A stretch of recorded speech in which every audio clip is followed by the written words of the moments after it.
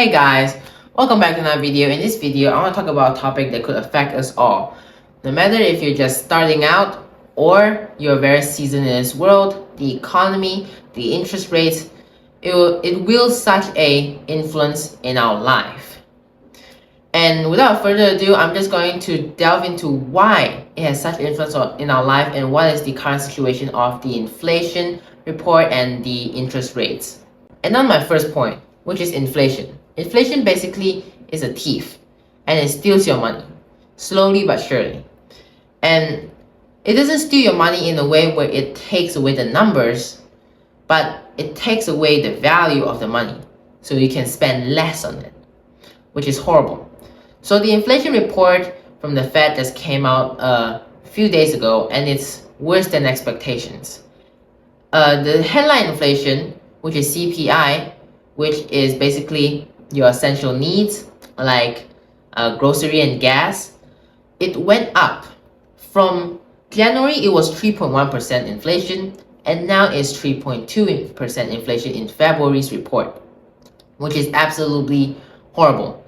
And for core inflation, which excludes food and energy, is at 3.8%, which is far from target, which is 2%. And it has been sticky for quite a while now at that level. And that's really bad. And now to my second point, which is prediction and perspective. So actually, the Fed wants to decrease the interest rates 3 times this year because they felt like inflation is starting to be in a good place. It was coming down, and it has decreased very significantly in the past year.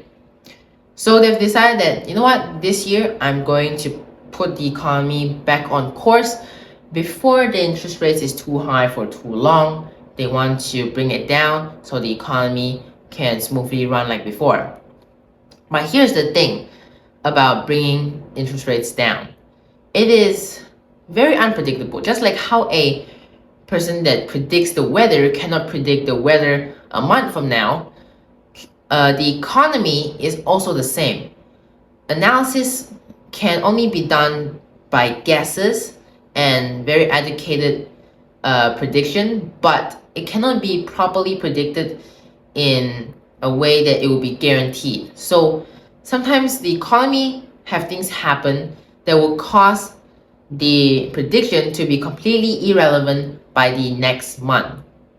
So let's just say the prediction on March 1st of the decrease in interest rates was really high just in January, but now that it's over, nobody even talks about it. It didn't came down, and in fact, when it get closer, the predictions of it lowering rates became way lower due to the circumstances. So basically, every month it changed in circumstances, and it will not stay still. And now to my third point, which is the Federal Reserve. So the Federal Reserve is basically the guardian of the economy, and they are tasked to keep the economy in check no matter if it's inflation, recession, stagflation, whatever the economy is facing.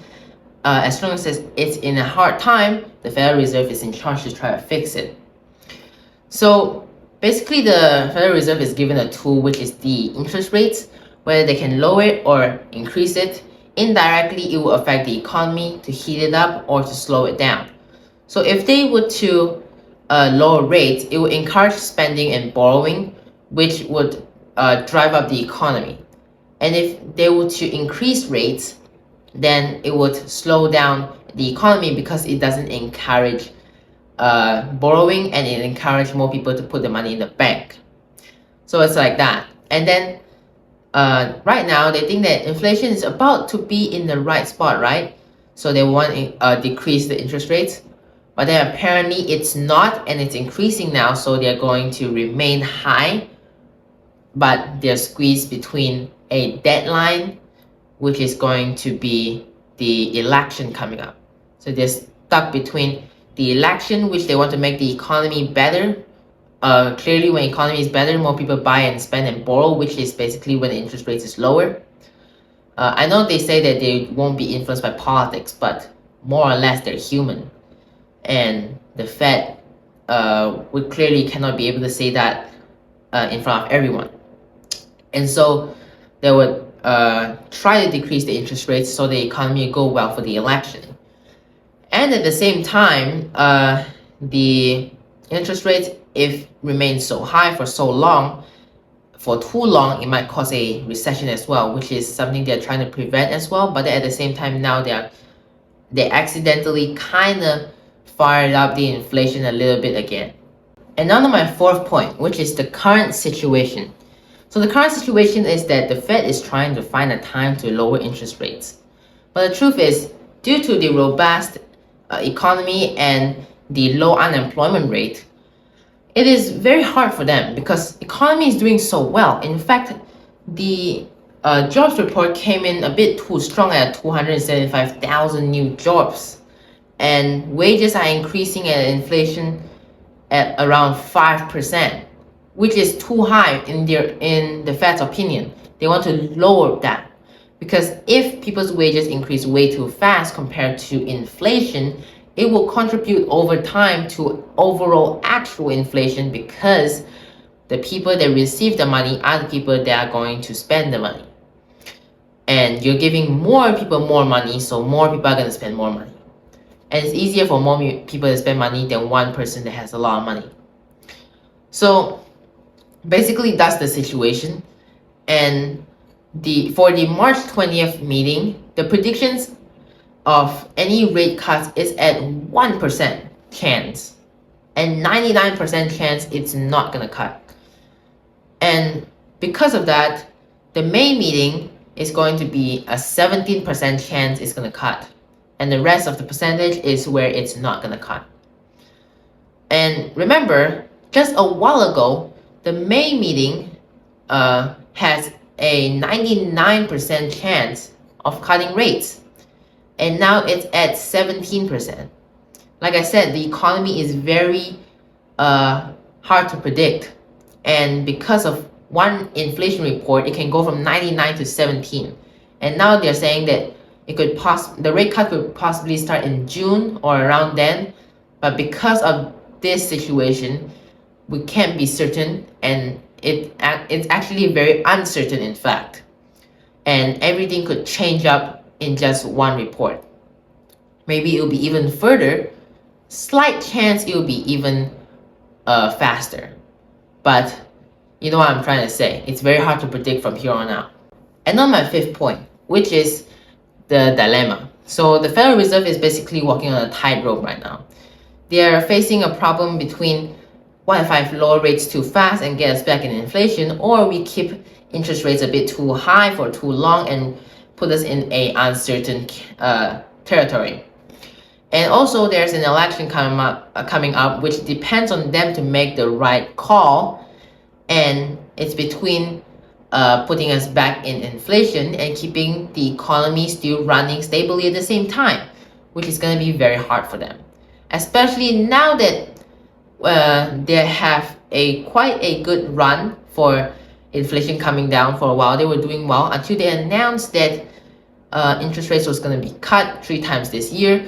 Inflation starts spiking up again due to people having to think that if the economy is about to become better, and people start spending, adapting, wages become too strong, also things happen, and now that their inflation is increased, they're now in another tight spot again with a deadline of election, and also cutting rates 3 times this year, which would put them in a very tough situation for decisions. And we should definitely keep an eye out to any new inflation reports so we can keep ourselves navigated well in this very complicated situation. So in conclusion, the economy is very complicated, hard to navigate, and the inflation, whether it does good or bad in the near future, is definitely based on the Federal Reserve's capability to adapt and embrace. Of course, predictions are just predictions because when time comes, prediction could be way off to the reality. So of course, we could refer to the predictions for our own guessing and predictions, but predictions, we must keep in mind that predictions are not fixed and not facts either. So we have to look into it, because if we don't navigate properly, our own wallet is the one that is on the line. If we don't navigate this properly, we're the one that is gonna lose, no matter what. So if we navigate properly, we could get out of it better. And at the same time, I just want to remind everyone that through all of these problems about the economy, it always goes back to one source of problem, which is money. People that don't have enough money, in the end, will suffer from the problems that are caused to the economy. And truth is, people with more money get less affected. And therefore, people that will watch this video will definitely understand that we should earn more money. And we should do it together. I'm still learning myself, and I hope to share what I learned with you guys. And this will be the end of the video. I hope you like and subscribe. I hope you like it, and I'll see you in the next one. Bye.